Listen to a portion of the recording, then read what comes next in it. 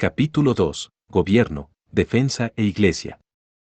En la segunda mitad del siglo XVIII, el virreinato peruano había perdido su primacía en el Imperio español ante el más próspero y populoso virreinato de la Nueva España.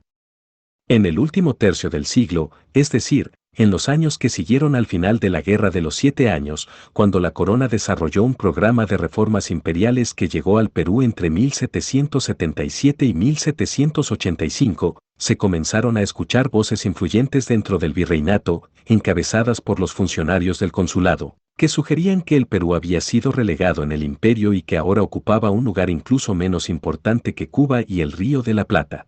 Este hecho, que se fue dando a medida que la metrópoli se preocupaba cada vez más de obtener una mayor seguridad en el Caribe y el Atlántico Sur, y buscaba el crecimiento económico y fiscal en regiones americanas antes periféricas, indujo a la corona a llevar a cabo una reorganización comercial y administrativa que parecía amenazar lo que aún quedaba del tradicional prestigio y autoridad del Perú. Aunque en el capítulo 3 se examinará detalladamente la exactitud de este rumor sobre el impacto negativo que algunos aspectos cruciales del programa borbónico de reforma imperial tuvieron en el Perú, es relevante tenerlo en cuenta en el presente capítulo, que describe y evalúa las estructuras políticas, militares y religiosas del virreinato después de 1750, dada la importancia suprema que la estructura global y las iniciativas políticas impuestas al Perú desde Madrid habrían de tener luego en dichas esferas. Como ya se mencionó en la introducción, uno de los temas fundamentales de debate entre los historiadores de Hispanoamérica durante el periodo borbónico es cómo interpretar la política colonial española de la segunda mitad del siglo XVIII en términos, no solo de sus objetivos y aplicación, sino también de sus consecuencias. ¿Fueron realmente las reformas borbónicas tan estructuradas, coherentes, libres de problemas, deliberadas y, sobre todo, rápidas, como han argumentado sus apólogos? ¿O constituyen un mito historiográfico inventado por los ministros de Carlos III y enlucido por los historiadores de los siglos XIX y XX que no lograron distinguir entre las buenas intenciones y la realidad? En otras palabras, en la actualidad se viene cuestionando cada vez más la idea de que estas reformas fueron un proceso cohesivo cuyo objetivo fue lograr un cambio racional, y cuya aplicación habría dado lugar a un largo periodo de progreso y prosperidad que le permitió a España explotar nuevos recursos en América, convirtiéndose en la fuerza material y espiritual de su regeneración. Ahora se piensa que fueron un proceso dubitativo, incierto e incompleto, cuyo único éxito fue darle a la América española el nivel de madurez y confianza necesario para su transición a la independencia. Es más, se opina que estas reformas buscaron explotar antes que iniciar el crecimiento económico que había comenzado a manifestarse en algunas partes de Hispanoamérica, entre ellas el Perú, a comienzos del siglo XVIII, como un reflejo, tanto de su dinámica interna como de su integración más estrecha, aunque extraoficial, en la economía internacional más que en la ibérica. En cierto sentido, la historia del Perú en el tercer cuarto de siglo parecería justificar la interpretación más negativa sobre los objetivos y logros de los Borbones, pues durante los largos gobiernos de los virreyes Manso, 1745 a 1761, y Amat, 1761 a 1776, Madrid impuso pocas iniciativas políticas, a pesar de su firme convicción de que el nivel de la administración judicial y fiscal del virreinato era especialmente pobre. Por ejemplo, no obstante la detallada condena que Juan y Ulloa, así como otros personajes, hicieran de los abusos sufridos por las comunidades indígenas con el sistema del reparto operado por los corregidores, la reglamentación emprendida por Manso y aprobada por la corona en 1756, se limitó a fijar aranceles, con un valor total de más de 5 millones de pesos, como base para el pago de la alcabala. De igual modo su sucesor, tan dispuesto a criticar a Manso en un informe secreto enviado a la corona en 1762 por el engaño que le causaron unos acres solapados, permitió que los abusos del sistema y la inevitable violencia que estos provocaban, persistieran durante todo su gobierno. Claro está que este no es sino uno de los numerosos ejemplos que demuestra que a pesar de que en Lima y Madrid se sabía, o, más bien, se creía saber, cuán urgentes eran las reformas, no se puso remedio alguno, ya fuera porque los virreyes evitaban perturbar a las élites locales y, o, porque los ministros estaban ocupados en otros asuntos. En el capítulo 1 se ha argumentado que en el virreinato peruano, el periodo anterior a 1750 se caracterizó más por las contradicciones e inconsistencias que por un proceso de reformas radicales, o incluso graduales, desatado por el cambio de dinastía ocurrido en 1700. Es claro que el gobierno de Castelfuerte, 1724 a 1736, fue marcadamente distinto del de sus ineficaces predecesores o que el de Mendoza, 1736 a 1745, lo cual en gran medida refleja la dinámica relativa introducida en los asuntos imperiales durante la década 1726 a 1736, en que Patiño fue ministro de las Indias, Marina y Hacienda. De igual modo, la revigorización del gobierno virreinal durante el mandato de Manso, ello a pesar de su fracaso en enfrentar firmemente el problema del repartimiento, reflejó el éxito limitado que Ensenada, el omnipotente secretario de Estado, tuvo en empujar a Fernando VI, 1746 a 1759, hacia una política imperial más progresista, por lo menos hasta el exilio del ministro en 1754 y la caída del rey en un estado de inactividad hacia el final de su reinado. Sigue siendo válido, en este amplio contexto imperial, considerar a la Guerra de los 7 Años, a la cual España ingresó en 1762, en el bando perdedor, como una fuerza de crucial importancia para la historia de las relaciones entre España y sus posesiones americanas en los 50 años antes de la invasión napoleónica de la península ibérica.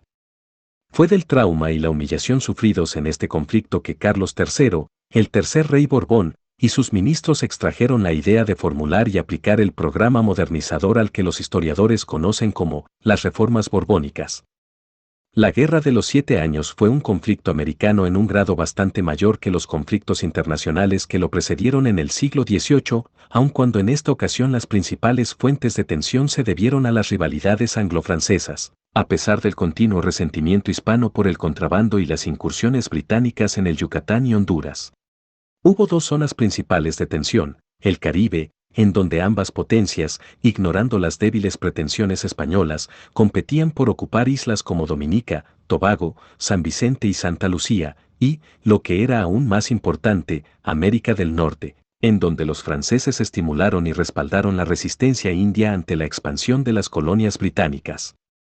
Aunque la guerra comenzó formalmente en Europa en 1756, fue precedida por enfrentamientos entre fuerzas británicas y francesas en el Valle de Ohio en 1754, y en Nueva Escocia y el Caribe en 1755.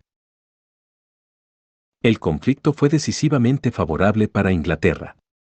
Por ejemplo, las fuerzas británicas tomaron Quebec en 1759, Montreal en 1760 y Martinica en 1761, un resultado que no cambió con el ingreso de España al lado de Francia en 1762, si bien las fuerzas españolas invadieron Portugal, el tradicional aliado británico, y capturaron Sacramento, el puesto de avanzada portugués frente a Buenos Aires. Carlos III sufrió la tremenda humillación de ver caer a La Habana y las Filipinas ante los ingleses. El Tratado de París, 1763, devolvió Cuba a España pero confirmó la posesión británica de Florida. Esta fue una gran pérdida a pesar de que los franceses decidieran, en el Tratado de Fontainebleau, entregarle la Luisiana en compensación.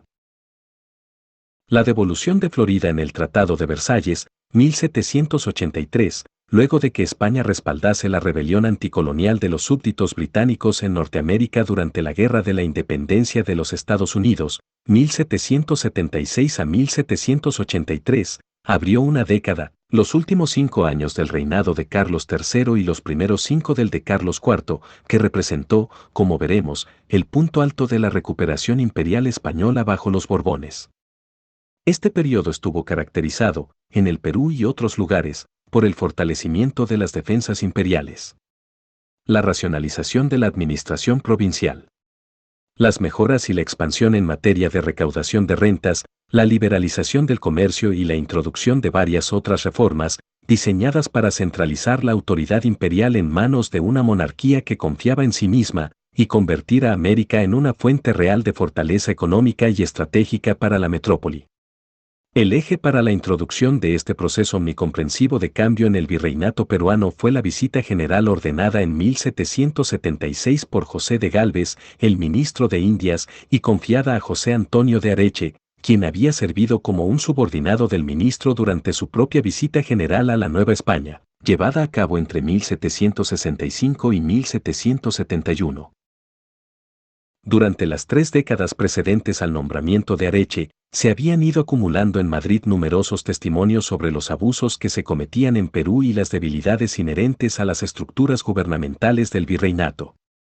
Un testimonio especialmente revelador fue proporcionado en 1759 a 1762 por Antonio de Ulloa, quien había ocupado diversos cargos administrativos luego de sus primeros viajes por Hispanoamérica, antes de ser nombrado gobernador de Huancavelica, en toda Sudamérica, la única fuente significativa de mercurio, el agente amalgamante esencial para la producción de plata, en 1758.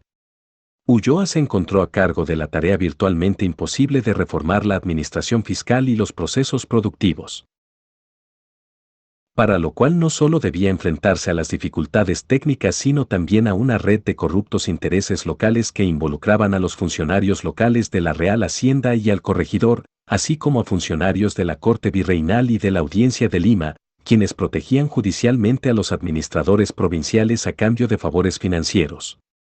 A partir de sus experiencias en Lima, Ulloa le explicó claramente a Julián de Arriaga, un antiguo gobernador de Caracas, cuyo nombramiento en 1754 como ministro de Marina y de las Indias había puesto a la política americana en manos de un pragmático experimentado, que los ministros de la Audiencia aceptaban regularmente sobornos. Sin embargo, la pérdida de influencia de Arriaga luego de los reveses bélicos de 1762 a 1763, conjuntamente con la efectiva resistencia que el virrey Amat le opuso a Ulloa, hicieron que las evidencias del gobernador fueran simplemente añadidas a los cada vez más gruesos expedientes sobre el mal gobierno del Perú, mientras que los ministros de Carlos III se enfrentaban con problemas en Cuba y la Nueva España, que a mediados de la década de 1760 parecían ser más apremiantes. Las detalladas instrucciones que Gálvez impartió a Areche en mayo y junio de 1776 trataban separadamente de la necesidad de reformar la Audiencia de Lima, reorganizar la Real Hacienda y la Administración General del Perú.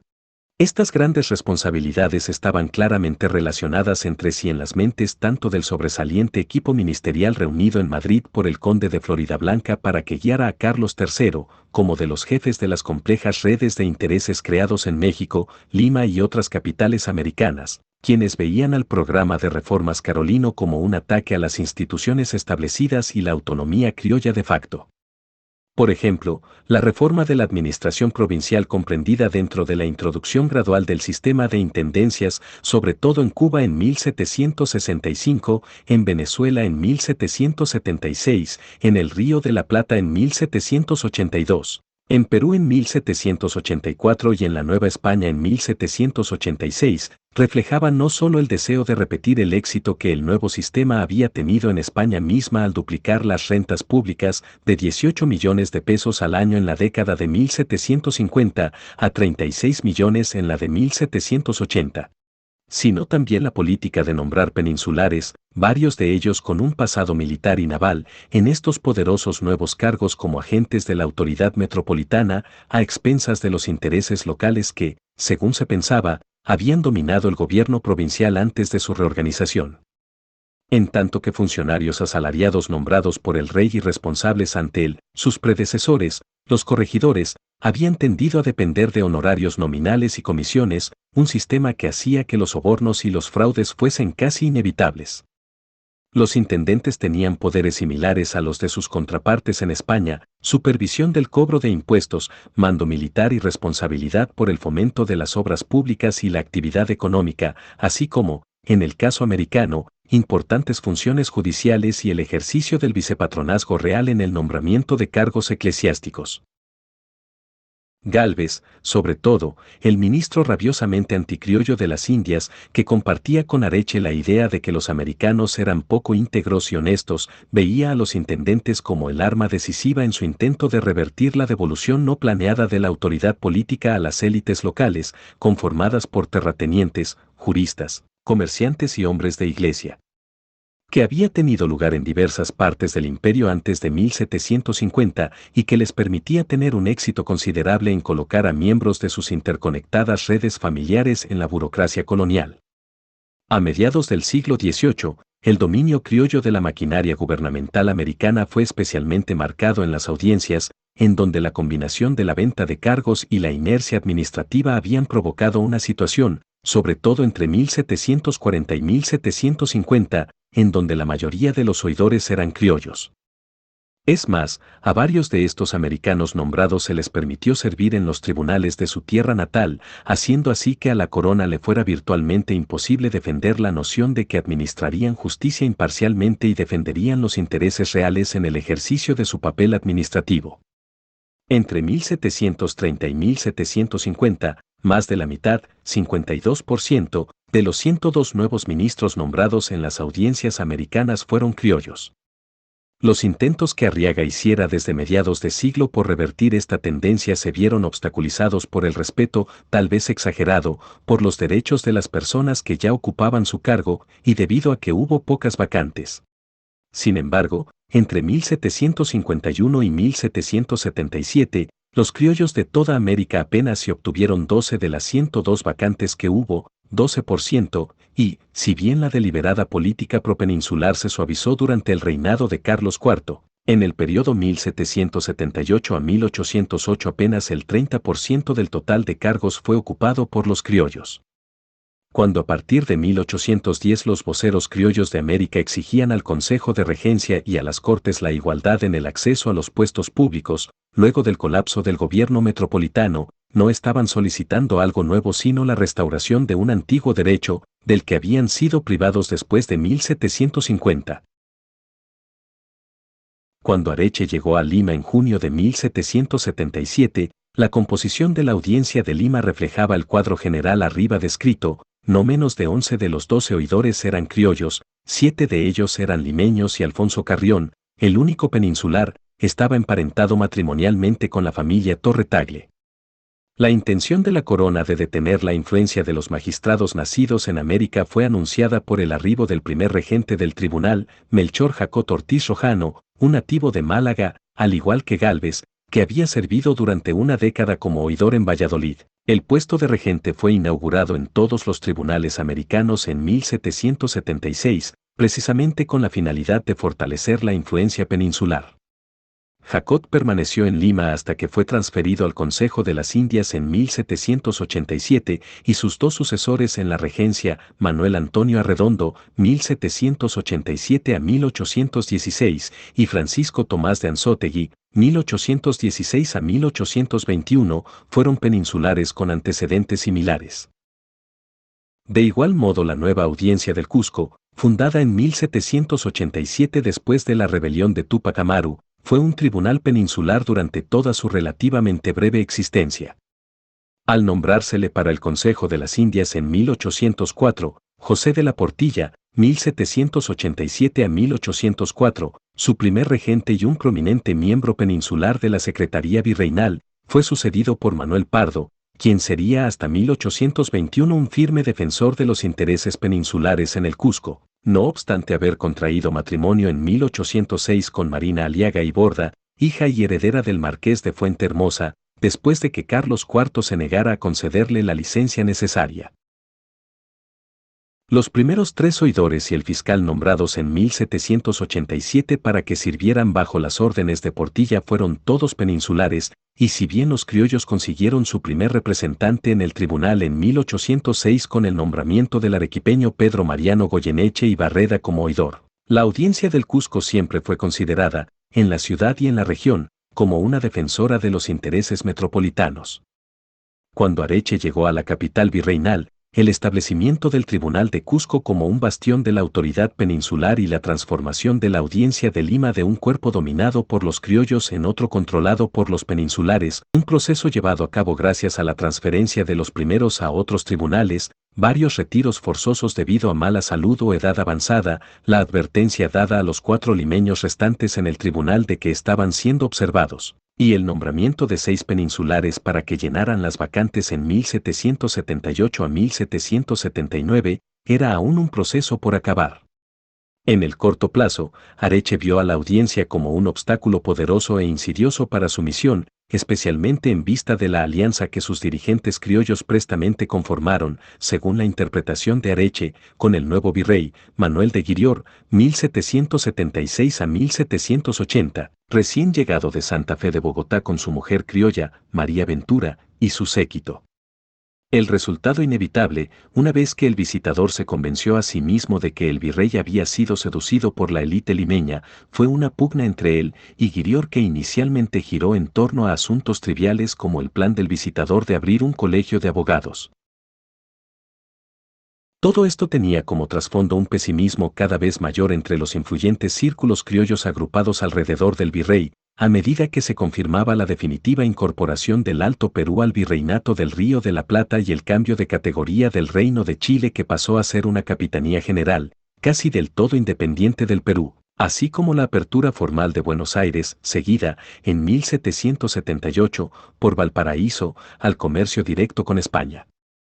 En realidad, y como frecuentemente sucedía en el Perú con las disputas jurisdiccionales, lo aparentemente superficial de algunos de los puntos específicos que enfrentaron a Areche y Guirior en 1777 a 1779 escondía una significativa lucha por el poder entre los intereses conservadores de un lado, y por el otro, los confiados e inflexibles reformadores, convencidos de la necesidad de acabar con la oposición y promover los cambios estructurales a cualquier costo.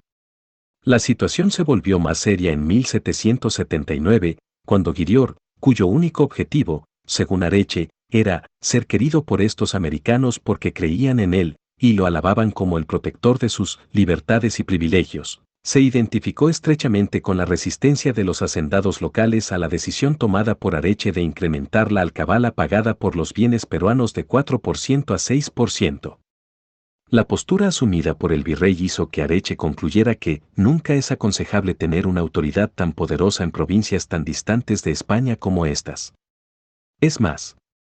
un año más tarde acusó al virrey y sus consejeros, aquellos descritos aquí como la clase de la nobleza, de estar directamente involucrados en los violentos disturbios ocurridos a comienzos de 1780 en Arequipa, Cusco y varios otros pequeños poblados peruanos, en contra de las innovaciones fiscales introducidas por el visitador para remozar la maquinaria administrativa de la Real Hacienda y, en particular, incrementar las rentas de la corona procedentes del impuesto a las ventas y el tributo. Gálvez aceptó sin reservas la veracidad de las acusaciones que Areche hiciera en contra de Guirior, comunicándole al recién nombrado virrey Teodoro de Croix, 1784 a 1790, en 1783, cuando se preparaba para viajar al Perú, que los disturbios de 1780 habían sido estimulados por el débil gobierno del virrey, y que al sugerir Guirior en 1780 que Areche fuese llamado a la península, la respuesta del rey había sido una firme decisión en sentido contrario. Su Majestad decidió destituir a D. Manuel Guirior del virreinato para evitar que continuara su ayuda e inmoderado apoyo a la conmoción causada por sus difamaciones contra las medidas de este ministro. En el lapso que media entre la destitución de Guirior en 1780 y el arribo a Lima de Croix, en abril de 1784, el cargo de virrey fue ejercido por Agustín de Jáuregui, un experimentado soldado que antes había servido en la Capitanía General de Chile.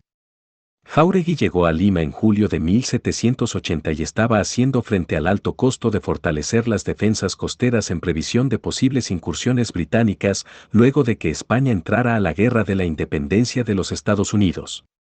Cuando, 5 meses más tarde, extensas zonas de la Sierra Sur cayeron en el caos debido al estallido del levantamiento general indígena, la rebelión de Túpac Amaru, que muchos observadores habían venido prediciendo como una consecuencia inevitable de la incapacidad de las autoridades virreinales para detener los abusos fiscales que los corregidores cometían contra las comunidades indias.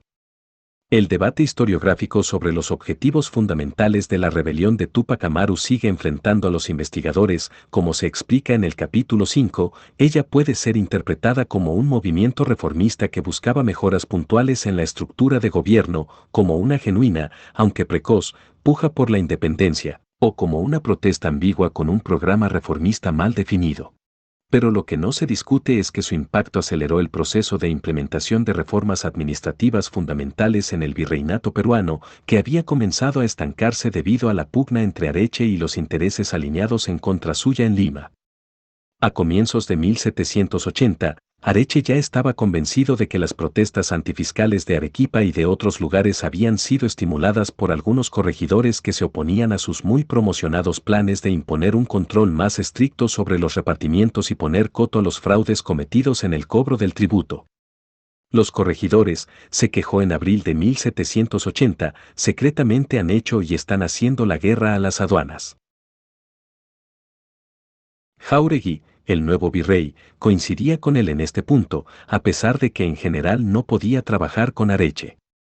Jáuregui decretó la abolición del sistema de reparto a los pocos días de recibir noticias del Cusco sobre la dimensión y la naturaleza de la rebelión indígena, iniciada el 4 de noviembre con el arresto de Antonio de Arriaga, el corregidor de Tinta, y que entró a una nueva fase el 10 del mismo mes con la ejecución de este último, dadas las injurias y daños que causaban a los indios, cuyas quejas inundaban los tribunales. Otros prominentes funcionarios civiles y militares peninsulares respaldaron la audaz medida del virrey y, si bien en el corto plazo estaban comprometidos con el uso irrestricto de la fuerza militar y las represalias para aplastar la rebelión, también estaban decididos a que el sistema del repartimiento en particular, y los corregidores en general, no fueran restaurados con la pacificación de la sierra. Gabriel Avilés, un futuro virrey del Perú, 1801 a 1806, quien dirigiera la principal fuerza militar enviada al sur del Perú a sofocar la rebelión, tuvo una posición especialmente firme sobre el particular. En 1782 le informó a Gálvez en términos nada ambiguos, y en base no solo a sus recientes experiencias sino también a una década de residencia en el Perú antes de 1780, que, la mayoría de los corregidores, cegados por la codicia y llevados por el incentivo de las ganancias usureras, creían justo forzar una esclavitud tiránica de los indios. Es claro que le estaba predicando a quien ya era un converso, pues Gálvez había tomado una posición similar varios años antes, en base no solo a los testimonios escritos sino también a su propia experiencia en la Nueva España. Ahora, las dimensiones y la intensidad de los disturbios ocurridos en el sur del Perú, así como el temor, no del todo paranoico, de que Gran Bretaña estuviera considerando atacar la costa peruana con la esperanza de aprovechar el descontento interno, hizo que el problema de erradicar la mala administración de las provincias fuera más urgente. Gálvez dio instrucciones tanto a Escobedo, el nuevo visitador, como a Croix, el virrey entrante, de que procedieran a abolir el repartimiento sin demora o distracción, como parte integral del reemplazo de los corregidores con intendentes y subdelegados en todo el Perú. Estimulado, a comienzos de 1783, por otro claro testimonio de Avilés sobre cuán probable era que los corregidores que regresaban a las devastadas provincias provocaran nuevos disturbios, insistiendo en cobrar viejas deudas a las comunidades rurales y hacer nuevos repartos, Gálvez decidió en marzo destituir a Jáuregui por su ineptitud. Avilés había criticado su indecisión para proseguir la campaña contra los insurgentes sobrevivientes en 1782 y su parcialidad para con los comerciantes limeños, quienes estaban presionando a los corregidores para que pagaran los bienes del reparto que les habían sido dados a crédito antes del estallido de la rebelión, y luego tomar medidas inmediatas para extender el sistema de intendencias al Perú. Antes de 1780, le informó el ministro a Croix, en el Perú la atención se prestaba solamente a la extorsión del pobre indio para toda posible ganancia temporal. Alrededor de ellos veían solo tiranos. En cambio, la introducción del sistema de intendentes, por medio de la efectiva y única medida de abolir los corregimientos y nombrar en las provincias magistrados electos con salarios adecuados, haría que el virreinato del Perú se viera librado, de un golpe, de su antigua anarquía, confusión y desorden. Le tocó a Escobedo la tarea de llevar a cabo los finos deseos de Gálvez. Para cuando Croix llegó a Lima, en abril de 1784, el visitador había completado virtualmente todos los trabajos preparatorios para dividir el virreinato peruano en 7 intendencias, con sus capitales en Arequipa, Cusco, Huamanga, Huancavelica, Tarma, Trujillo y Lima.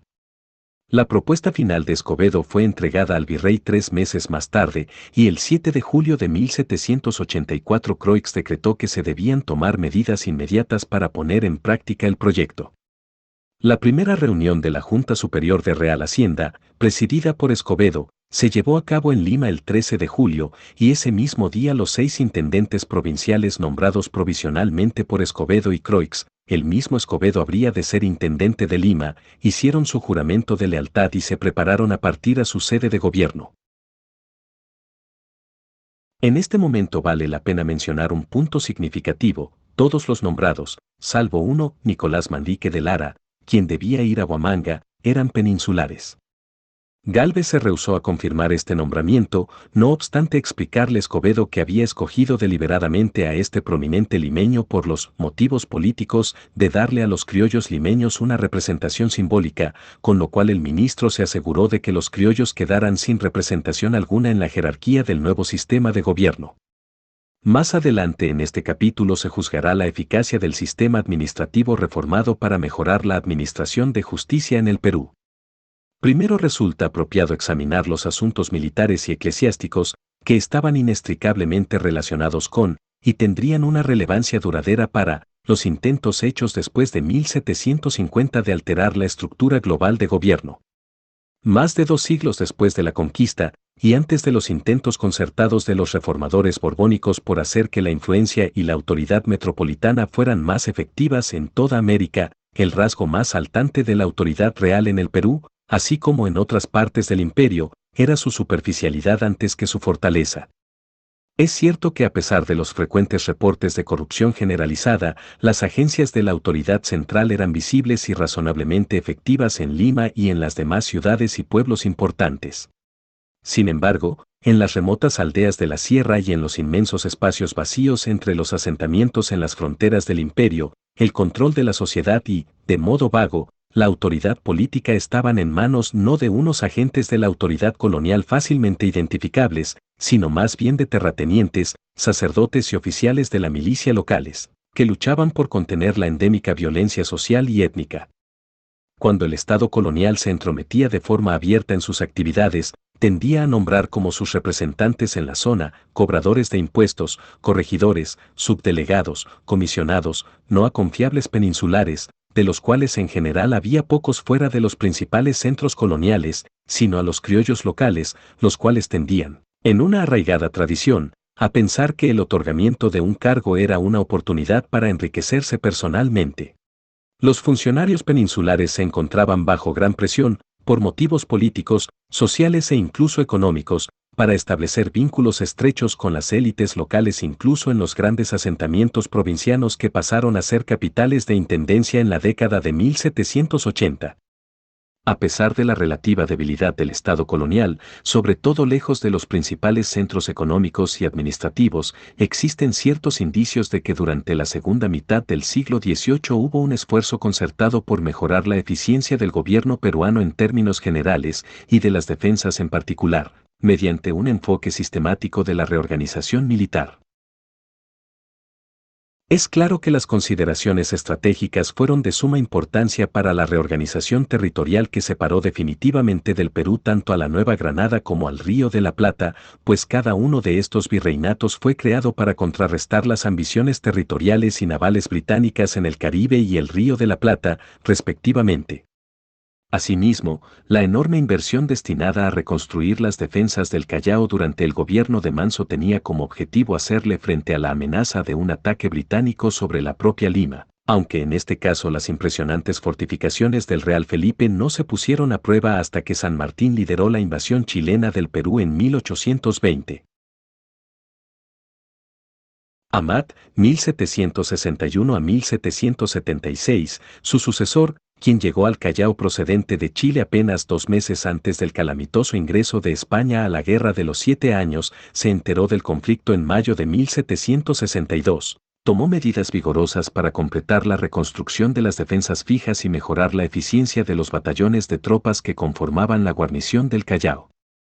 Sin embargo, su fama en la esfera militar provino, como él mismo lo subrayaría en su memoria, de los febriles esfuerzos que realizara entre 1762 y 1763 para mejorar al ejército regular del virreinato de apenas 600 hombres, con no menos de 50.000 milicianos entrenados, la mayoría de ellos organizados en regimientos de caballería e infantería establecidos en las provincias costeñas.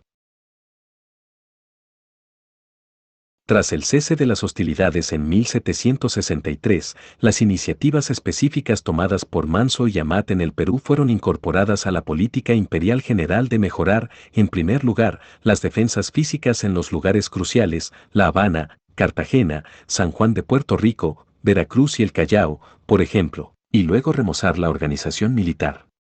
Las características más sobresalientes del programa fueron la decisión de complementar el número relativamente pequeño de regimientos y batallones fijos, organizados y acantonados en América de modo permanente. Estos eventualmente sumaron menos de 2.000 en el Perú, en comparación con 3.000 en Nueva Granada y 6.000 en la Nueva España, con unidades hispanas enviadas a América sobre una base rotativa como milicias permanentes, compuestas principalmente por oficiales criollos, terratenientes, mineros y comerciantes locales, cuya comisión a tiempo parcial les ofrecía prestigio social y, a través del fuero militar, la inmunidad en la jurisdicción civil no solo por actividades militares sino también, en algunos casos, por crímenes civiles. Hay ciertos indicios que permiten sustentar la tesis, presentada por vez primera para la Nueva España por Macalister, de que el programa de reformas militares contribuyó a la devaluación de los valores civiles en el virreinato peruano, ayudando así a inculcar el espíritu pretoriano que empañó la vida política en Hispanoamérica después de la independencia, al estimular a los militares a que se vieran como una parte orgánica del aparato estatal.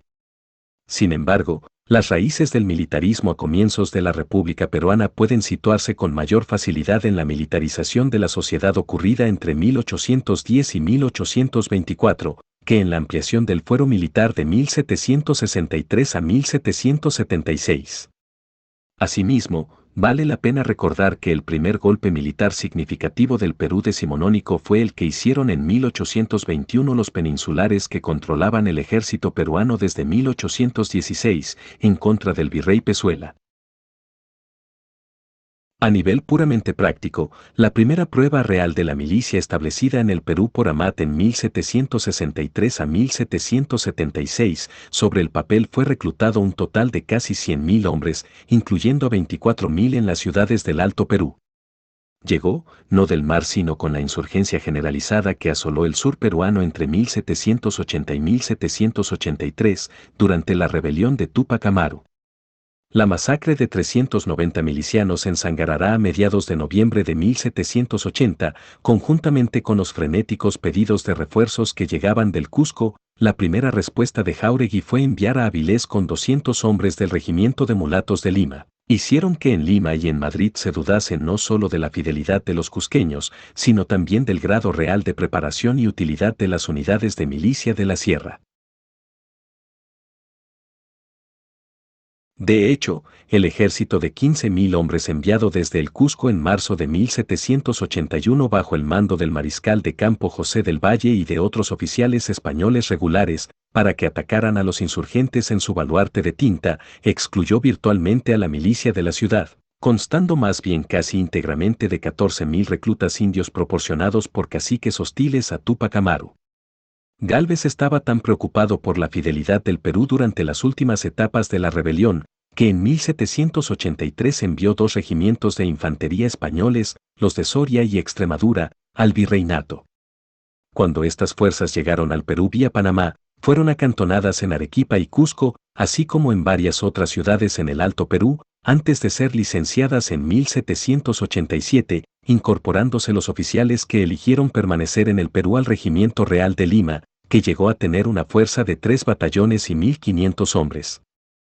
Por lo tanto, desde 1787 el Perú tenía 1.681 fuerzas regulares sobre el papel, había pequeños destacamentos en Tarma y Cusco, y en la propia Lima había, además del nuevo regimiento, una compañía de artillería y la Guardia Virreinal. Estos veteranos fueron complementados con una milicia drásticamente podada de 40.000 hombres, situados mayormente en las provincias costeñas, un tercio de la cual ingresó a la categoría de disciplinada, esto es, que recibían un entrenamiento regular y tenían acceso al fuero militar a partir de 1793. Estas fueron esencialmente las fuerzas completadas, en el caso del Alto Perú, con reclutas indios, que a partir de 1809 conformaron el Ejército del Perú, que combatió por la causa realista y contra la insurgencia en Quito, Chile, el Alto Perú y, a partir de 1820, en el amputado Virreinato peruano. En otras partes de Hispanoamérica, y sobre todo en el Río de la Plata entre 1806 y 1807, el éxito que las milicias tuvieron al defender su tierra natal de la invasión extranjera le dio a los ejércitos criollos la fortaleza y la confianza que llevaron directamente al rechazo de la autoridad hispana en 1810. En el Perú, en cambio, los criollos, que no solo lideraban las unidades de la milicia sino que en 1810 también dominaban los regimientos de tropas regulares de Lima, creyeron, por lo menos hasta 1820 y en muchos casos hasta 1824, que el fidelismo garantizaba mejor sus intereses que la insurgencia, dada la composición social del virreinato. En términos generales, la disposición que los reformadores borbones tuvieron para extender y conceder privilegios a los militares a fines del siglo XVIII contrasta fuertemente con su actitud para con la Iglesia y específicamente con su política de reducir el fuero eclesiástico mientras extendían el fuero militar. Este proceso estuvo inextricablemente ligado a la doctrina del regio vicariato, desarrollada por teóricos españoles como Antonio Joaquín de Rivadeneira y Berientes, Antonio Álvarez Abreu, cuyo tratado, Víctima Real Legal, le ganó una pensión real y el título de Marqués de la Regalía, y Manuel José de Ayala. En términos simples, su tesis era que además del patronato, el corpus de concesiones papales hechas a la corona española en el inicio mismo del periodo colonial, gracias al cual ésta podía escudriñar todas las ordenanzas, leyes e instrucciones emitidas para la administración de la Iglesia americana, y controlar la organización y los nombramientos eclesiásticos. El monarca también había recibido directamente de Dios la autoridad para actuar como su vicario general, lo que era un elemento inherente a la soberanía temporal adoptada por el derecho divino de los reyes. El objetivo llano y simple de la doctrina del vicariato era extender el poder real sobre la Iglesia a expensas de la autoridad papal. Un punto claramente expresado por la Real Cédula del 14 de julio de 1765, que sancionaba oficialmente el concepto regalista y afirmaba que la autoridad del Papa en América le había sido devuelta, a través de una combinación del patronato y la delegación divina directa, al monarca en todos los aspectos de la jurisdicción eclesiástica salvo en la potestad de orden, los poderes sacramentales adquiridos por el clero mediante su ordenación, que no podía ser transferida a los laicos dada su naturaleza sacerdotal. Una vez que la monarquía hubo aclarado esta tesis, se seguía lógicamente que el patrón o vicario real era responsable por el bienestar material de la Iglesia, asegurándose de que hubiese, por ejemplo, suficientes fondos para la edificación y el mantenimiento de iglesias y catedrales, y de supervisar la conducta del clero a través de los obispos y los superiores de las órdenes regulares. Tal como fuese aplicada en América y España, a partir de la década de 1760, esta doctrina le daba al Estado un grado de control secular sobre la disciplina eclesiástica sin precedentes, aun a pesar de la política superficial de buscar, y casi invariablemente conseguir, el consentimiento de los superiores eclesiásticos para toda iniciativa importante. Se volvió común que los miembros de las órdenes regulares fueran llevados ante las cortes seculares por una ofensa criminal, y que sus superiores eclesiásticos rutinariamente confirmaran las sentencias. Del mismo modo, la corona no tuvo remordimiento alguno en intentar sentenciar en sus propias cortes a miembros del clero secular cuyos prelados se rehusaban a tratarlo satisfactoriamente, desde el punto de vista de la corona, en las cortes eclesiásticas. En realidad, las obstrucciones de parte de los prelados en asuntos de disciplina fueron raras, mostrándose bastante más resistencia a la intervención de los vicepatronos subordinados en los nombramientos a nivel parroquial o distrital. En principio, los obispos no cuestionaban el derecho del rey a extender su derecho de patronato a sus representantes locales, pero hay evidencias considerables de que en el Perú, como en otros lugares, la entrega de estos poderes a los intendentes en la década de 1780 provocó el resentimiento de los prelados, que consideraban que su obligación de hacer los nombramientos con la intervención de aquellos era un golpe a su dignidad y autoridad. Durante el reinado de Carlos III, la aplicación del regio vicariato fue más allá del control de los casos individuales de disciplina eclesiástica y pasó a ser un intento de aplicar un programa general de reforma legislativa y administrativa del clero americano, tras decidirse en 1769 el envío de un visitador eclesiástico a los virreinatos. A cada inspector se le ordenó que convocara a un concilio provincial en la capital virreinal y se le dio una instrucción general, el tomo regio, explicando lo que se debía pedir a estos concilios y definiendo los temas que no podían discutirse, que incluían las cuestiones fundamentales del regio vicariato y la inmunidad eclesiástica. Es más, las decisiones del concilio debían ser aprobadas por la corona antes que éstas fuesen implementadas por funcionarios reales, no eclesiásticos. Hasta cierto punto este programa había sido diseñado para producir una genuina mejora en la disciplina eclesiástica, por ejemplo, a través del establecimiento de un seminario modelo en cada diócesis, pero su principal objetivo era establecer y hacer manifiesta la supremacía de la corona sobre la Iglesia.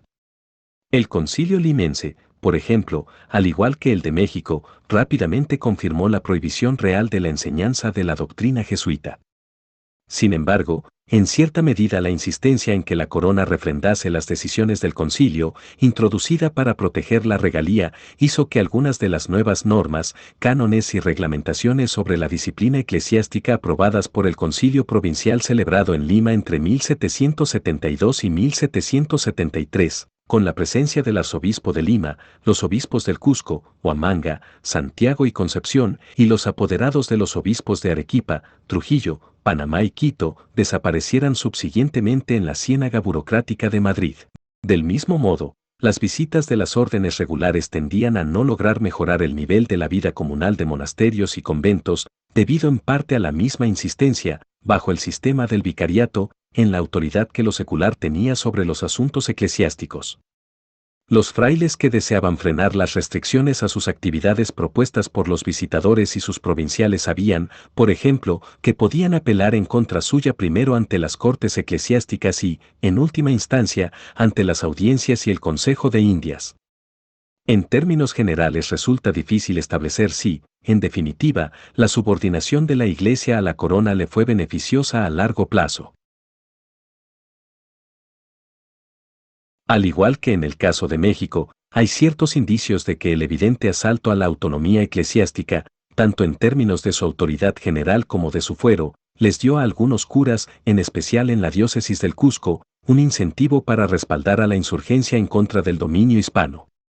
Y los medios con que reclutar el respaldo popular para la independencia recurriendo al argumento de que no era solo la Iglesia, sino la religión misma, lo que el nuevo regalismo de los Borbones había puesto en peligro. Sin embargo, en el corto plazo, el control de la Iglesia le dio a la corona la oportunidad de usar sus inmensas riquezas, en particular durante la primera década del siglo XIX, cuando el decreto de consolidación del 26 de diciembre de 1804 ordenó el secuestro de los fondos píos de América y su envío a España. Aunque técnicamente legítima bajo las convenciones de la regalía, la decisión real de apropiarse de este capital acumulado, buena parte del cual no era fácilmente accesible por haber sido usado en hipotecas sobre inmuebles seculares, produjo una considerable confusión financiera, social y económica en América. La Nueva España, que produjo las 2/3 partes de los 15.4 millones de pesos recaudados entre 1805 y 1808, fue golpeada de modo particularmente duro, y no menos por el hecho que buena parte del bajo clero dependía del ingreso proveniente de dotaciones para complementar sus estipendios. Las quejas fueron menos directas en el Perú, donde la Junta Superior de Consolidación recaudó casi 1.5 millones de pesos hasta 1808, procedentes de las capellanías y obras pías.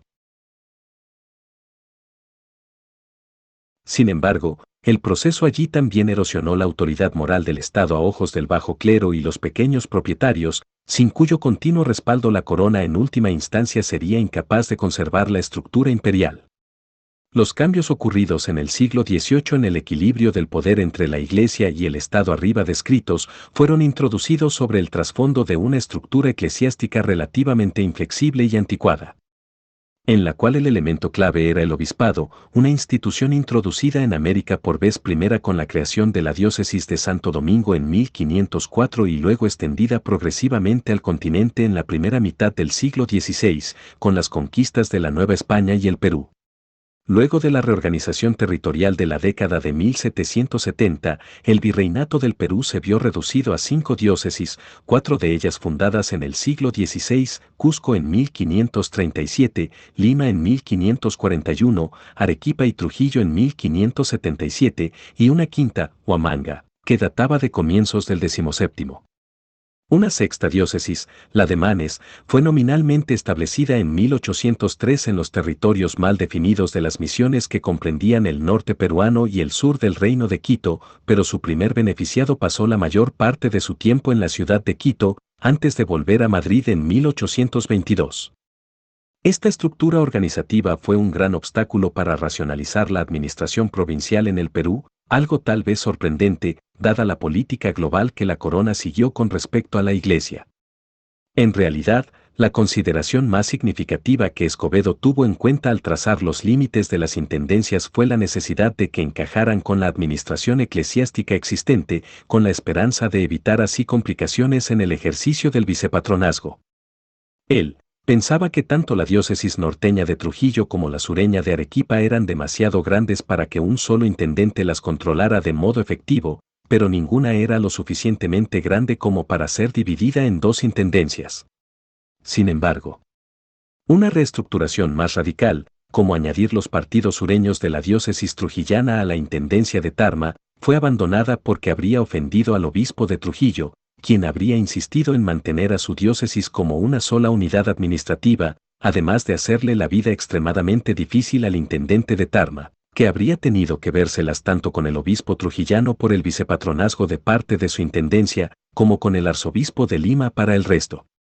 En consecuencia, las diócesis de Arequipa y Trujillo pasaron a ser intendencias individuales, no obstante haberse dividido el inmenso arzobispado entre las intendencias de Lima y Tarma, y esto a pesar de los temores de Escobedo de que el arzobispo, acostumbrado como estaba a tratar los asuntos del vicepatronazgo con el virrey, se resentiría de tener que trabajar con un simple intendente de Tarma.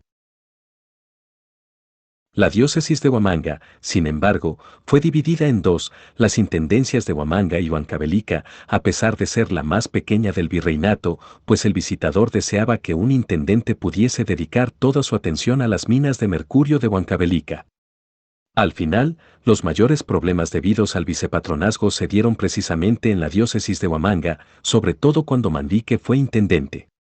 El obispo Francisco López Sánchez, en el cargo desde 1783, se había enfrentado contra el cabildo secular de Huamanga por su supuesta interferencia en la elección, en 1784, de alcaldes que simpatizaban con sus intentos de mejorar la conducta del clero corrupto.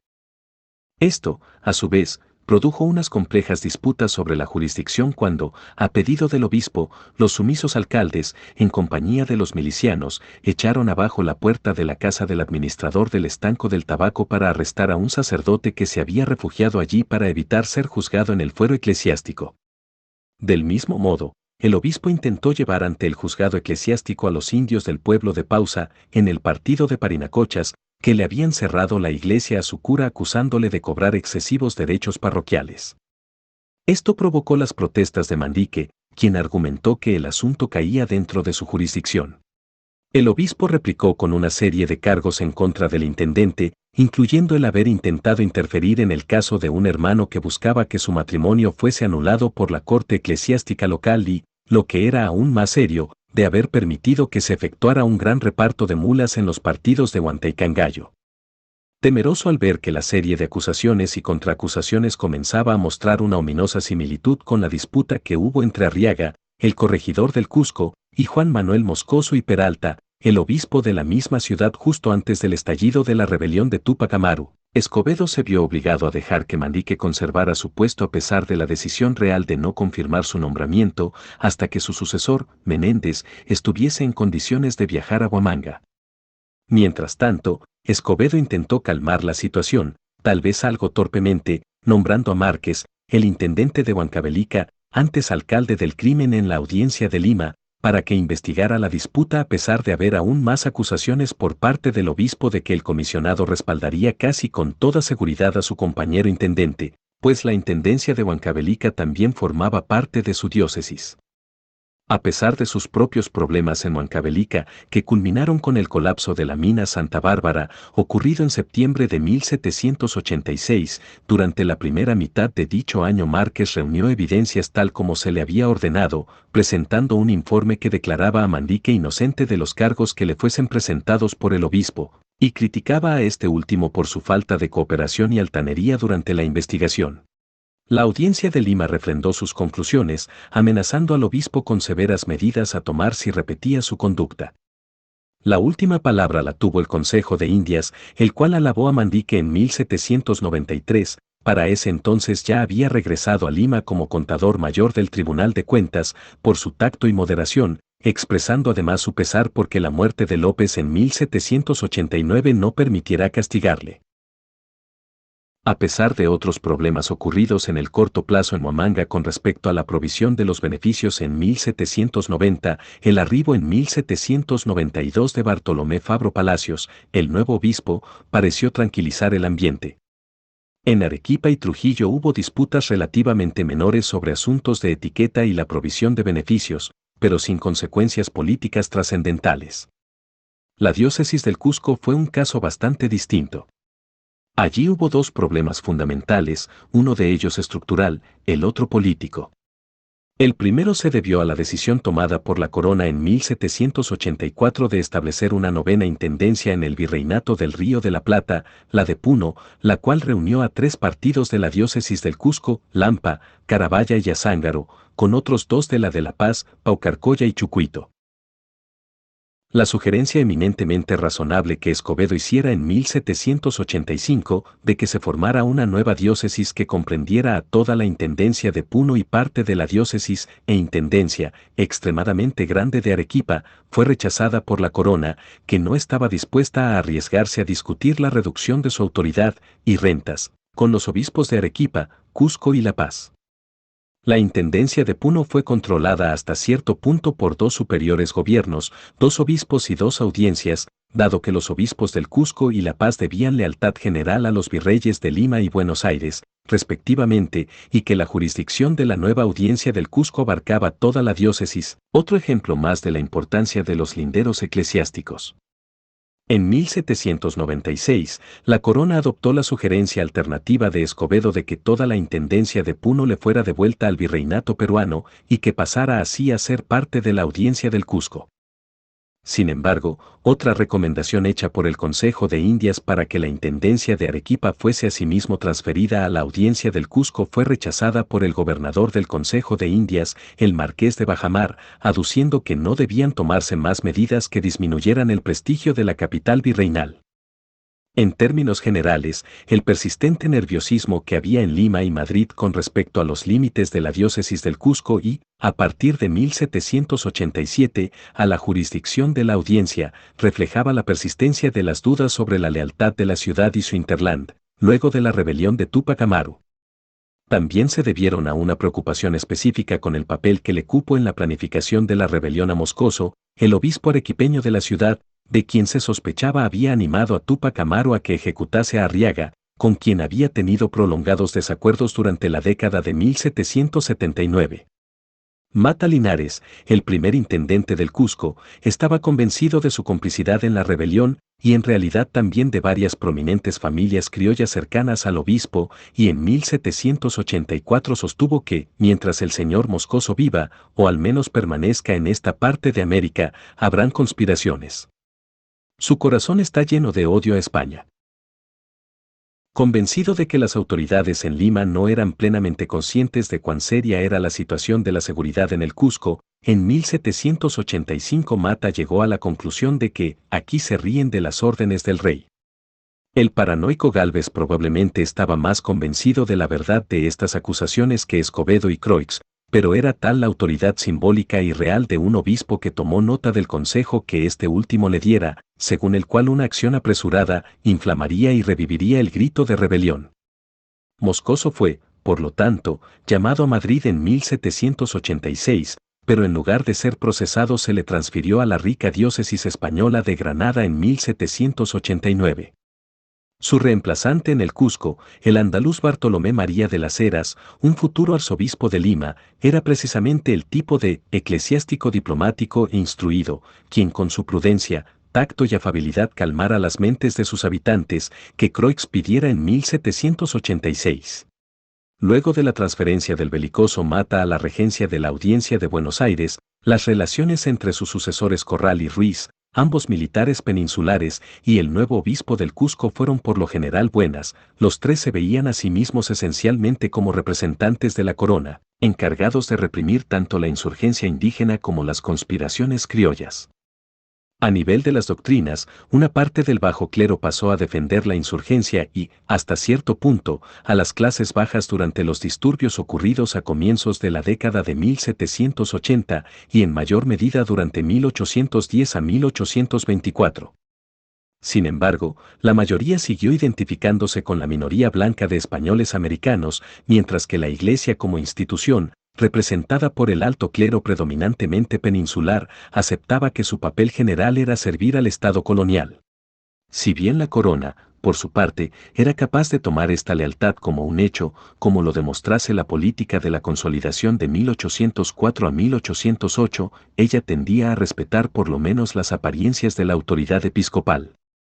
Por lo tanto, las sensibilidades episcopales fueron, como vimos, respetadas en el macronivel, no obstante los enfrentamientos ocasionales con prelados individuales, mientras que los límites diocesanos existentes fueron una poderosa limitación para las posibilidades que la monarquía regalista tuvo de trazar límites administrativos seculares siguiendo líneas racionales y coherentes, incluso durante el apogeo de la implementación de su programa de reformas en la década de 1780. Es obvio que en el micronivel cada diócesis estaba dividida en doctrinas, ocupada cada una de ellas por uno o más curas, los más influyentes o ambiciosos de los cuales podían aspirar a ser nombrados miembros del cabildo catedralicio de las capitales diocesanas. A fines del siglo XVIII, las doctrinas de las órdenes religiosas, las cuales habían brindado el ímpetu inicial a la conversión de la población nativa en el siglo XVI, habían quedado relegadas a los territorios de frontera más remotos,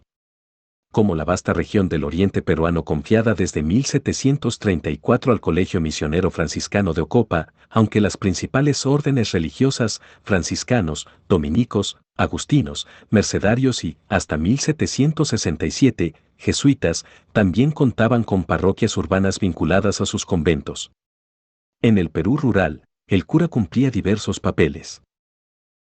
Su principal obligación era predicar y administrar los sacramentos, pero también supervisaba la conducta moral, brindaba una educación elemental y servicios sociales, y actuaba de modo algo vago como el perro guardián del Estado, no solo en las comunidades de indígenas potencialmente levantiscas, sino también ante otros representantes de la corona. Entre ellos los caciques, corregidores, funcionarios menores de las cajas reales y oficiales de la milicia, a los cuales el aparato formal de control secular les imponía pocas limitaciones. Hasta cierto punto, estos distintos funcionarios locales se contrapesaban entre sí, en la medida en que competían por explotar y controlar el trabajo y los recursos de la población rural mediante la imposición de derechos parroquiales y el tributo, la intensificación del reparto, la alienación de las tierras comunales y otros mecanismos afines. Son raros los estudios detallados de cómo funcionaba la sociedad colonial tardía en este nivel.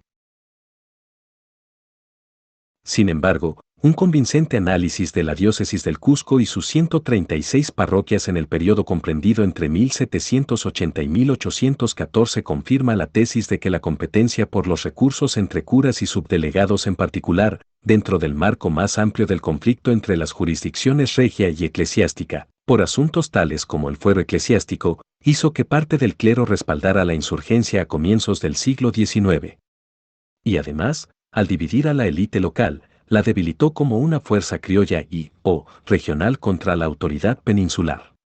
El resultado global de la intensificación del absolutismo en el Perú durante las décadas de 1770 y 1780, la reforma de las audiencias, la introducción de las intendencias, la consolidación de la estructura de la milicia, el asalto regalista sobre los privilegios e inmunidades de la Iglesia y así sucesivamente, fue que el control que la autoridad metropolitana tenía sobre la población criolla peruana se hizo más visible y efectivo en la capital virreinal. y, en menor medida, en otras ciudades y pueblos. Sin embargo, hay ciertos indicios de que este proceso tuvo el efecto contradictorio de debilitar la autoridad moral de la corona ante los criollos, quienes vieron cómo su acceso a los altos cargos disminuía a medida que sus calificaciones técnicas para ellos se incrementaban. A otro nivel hubo asimismo una serie de muy publicitados conflictos entre los nuevos y los viejos funcionarios y organizaciones, audiencias, virreyes y cabildos, por ejemplo, por los privilegios, el ceremonial y las jurisdicciones. Hasta el fallecimiento de Gálvez en 1787, seguido por el de Carlos III en 1788, el gobierno metropolitano tendía a respaldar la autoridad de los intendentes, pero a partir de ese entonces comenzó cierta decadencia en el centro del gobierno imperial, sobre todo durante la hegemonía en Madrid de Manuel de Godoy en 1792 a 1798 y nuevamente en 1801 a 1808. Abundan los ejemplos de una creciente tendencia a la corrupción y la pérdida de rumbo de la política imperial, sobre todo durante el segundo de estos periodos.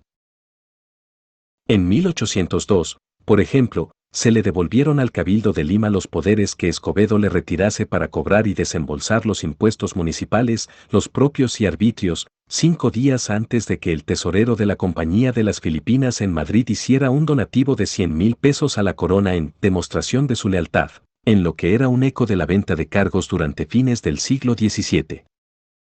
Hay ciertos indicios de que fuera de Lima, en las remotas comunidades rurales donde el cura podía ser el único símbolo visible de la autoridad hispana, la primera generación de intendentes se esforzó por impedir que sus subordinados, los subdelegados y sus agentes, perpetuaran los abusos socioeconómicos asociados con los corregidores, sobre todo el reparto.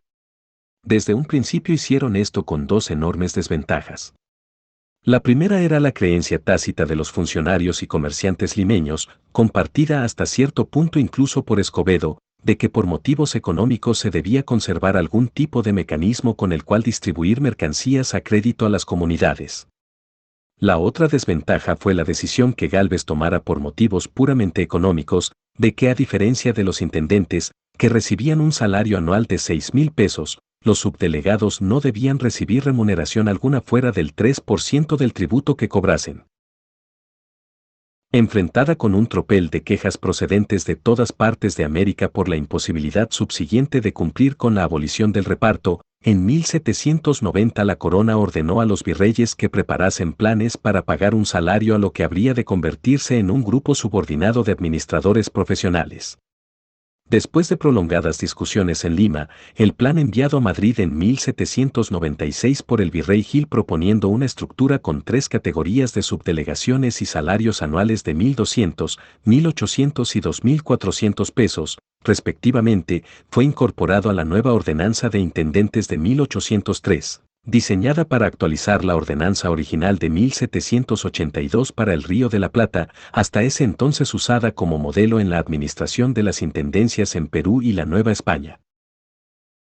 Sin embargo, la nueva ordenanza fue abruptamente retirada a comienzos de 1804 mientras se hacían los preparativos para su aplicación, luego de una serie de disputas interdepartamentales en Madrid sobre los artículos referidos a las responsabilidades militares de los intendentes. La consecuencia inevitable del fracaso en dotar a los subdelegados de un salario fue que estos siguieron dependiendo de honorarios, comisiones y ganancias ilegales para su manutención, en la medida que el gobierno hispano se mostraba incapaz de enfrentar el problema de brindar una administración honesta, eficiente y progresista a nivel local. Abundan los ejemplos de quejas por la persistencia del reparto y otros abusos después de 1784, tal vez de forma aún más intensa que en el lapso anterior, sobre todo debido a que los virreyes a menudo se rehusaban a respaldar a los intendentes que intentaban cumplir con la ley destituyendo a los subdelegados que abusaban de su cargo. Así, por ejemplo, en 1797 el virrey Osorno, 1796 a 1801, acusó de insubordinación a Vicente Gil, el intendente de Trujillo, cuando éste amenazó con informar a las autoridades de Madrid sobre la negativa del virrey a destituir al subdelegado de Piura, Joaquín de Rosillo Velarde, por haber grabado impuestos ilegales en su partido. En este caso específico, un nuevo virrey probablemente estaba intentando mostrar su superioridad al sobrino de su predecesor, pero sigue en pie la observación general de que los virreyes estaban por lo general interesados en reducir el prestigio de los intendentes. Por su parte, en 1807 el Consejo de Indias decidió no emitir más declaraciones afirmando que el reparto era ilegal, no obstante las continuas quejas sobre su persistencia, pues en varias ocasiones ya había dejado en claro cuál era su posición. El resultado fue que los intendentes también tendieron a resignarse al hecho de que los subdelegados no podían ser controlados de modo efectivo, a que sus nombramientos fuesen vistos como una oportunidad para enriquecerse, y a que era, por lo tanto, inevitable que la venta ilegal de cargos nuevamente pasara a ser un rasgo del gobierno local en el Perú. El virrey Avilés, por ejemplo, se quejó en 1802 del comercio público y escandaloso, mediante el cual los intendentes vendían nominaciones a las subdelegaciones en 4.000 a 6.000 pesos, variando el precio según las oportunidades que hubiese de obtener una ganancia posterior a costa de los indios.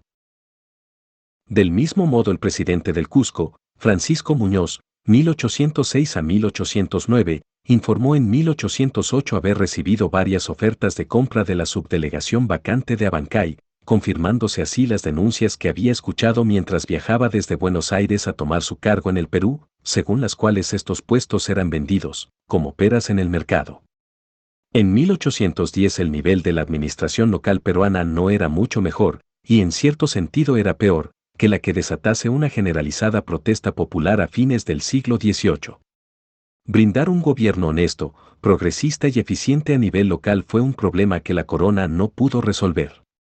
La responsabilidad recaía sobre ella en gran medida, dada su incapacidad para entender que los funcionarios locales a los cuales se les negaba un ingreso legal adecuado habrían de obtener el dinero de forma ilegal.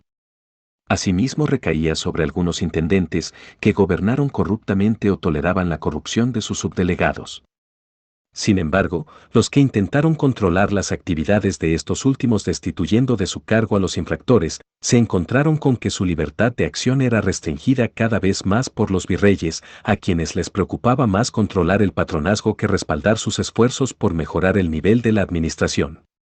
En varios casos, los esfuerzos por disciplinar a los subdelegados devinieron en estériles pruebas de fuerza entre los intendentes y el virrey o entre los intendentes y la audiencia. La consecuencia fue que en el Perú, el descontento popular con el mal gobierno fiscal y judicial sería una causa importante de la insurgencia que estallaría a partir de 1810, en particular en la rebelión del Cusco de 1814 a 1815.